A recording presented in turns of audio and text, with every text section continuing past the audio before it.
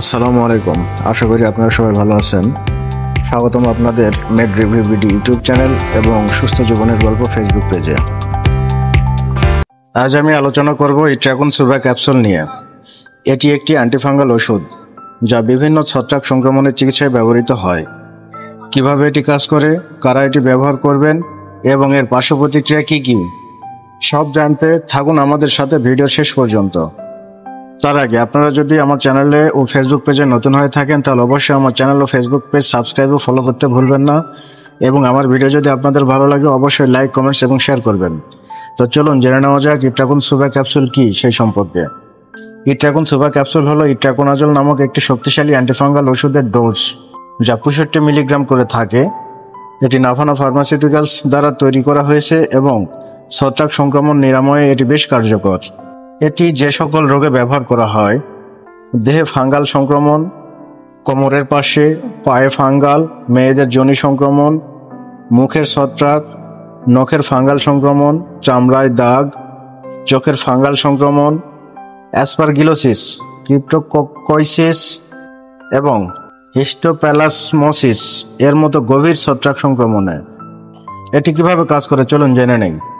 Itraconazole ছত্রাকের কোষের ঝিল্লির একটি গুরুত্বপূর্ণ উপাদান আর্গোস্টেরলের তৈরি হওয়ার প্রক্রিয়া বাধা দেয়, ফলে ছত্রাক মারা যায় এবং সংক্রমণ থেকে মুক্তি পাওয়া যায়। ডোজ ও সেবনবিধি সম্পর্কে জেনে নেই চলুন।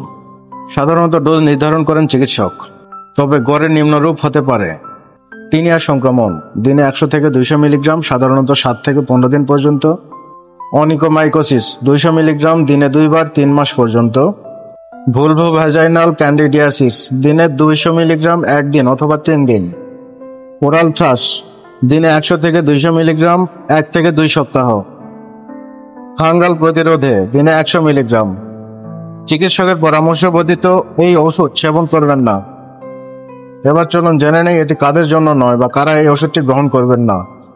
ইট্রাকুন সুভা ক্যাপসুল যে সকল ব্যক্তিদের জন্য নয়: যাদের ইট্রাকোনাজলে অ্যালার্জি আছে, যাদের লিভার ফাংশনের সমস্যা রয়েছে, যারা রিফাম্পিসিন জাতীয় ওষুধ গ্রহণ করছেন, গর্ভবতী নারীরা, ব্যতিক্রম হলে ডাক্তার দেখান।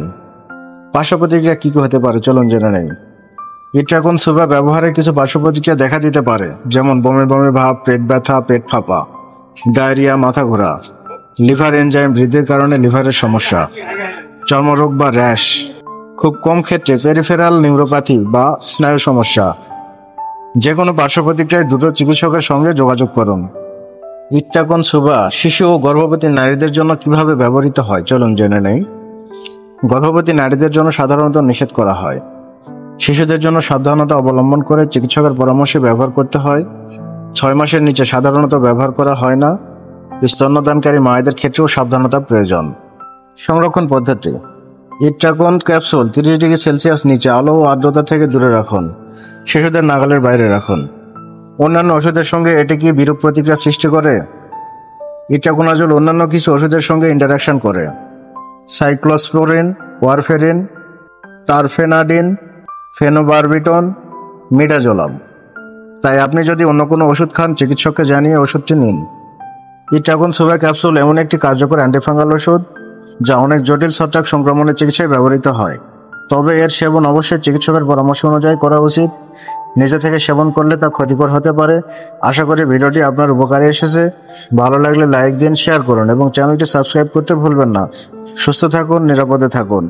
দেখা হবে পরবর্তী ওষুধ রিভিউ ভিডিওতে। আল্লাহ হাফেজ।